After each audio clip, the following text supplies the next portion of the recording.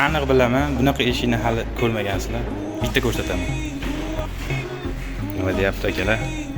Ko'pchilik bu yonida ham eshik bor deb o'ylaydi, lekin bu dabor qismi bo'ladi. Dizaynerga bitta baho berib keting.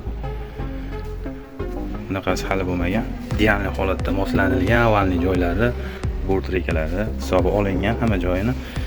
Oynaga o'xshaydi, ochganingizda to'rtta eshikka o'xshaydi, lekin bu dabor. Dabor qismiga ham mana shu figurada qilib yuborilgan. Xudo xolasa, kecha qo'yib ketdik, penalari qotgan, bugun daborlarni tiqib, ladnalishkadan qoqishni boshladik.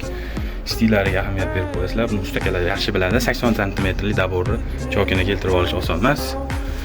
Yoqqan bo'lsa bitta like bosib ketasizlar. Akalar, tag tomonlari ham kalta bo'lib qolmagan, pol bilan 0 ga 0. Hisob olingan hamma yo'g'ini, zazurlari ideal holatda.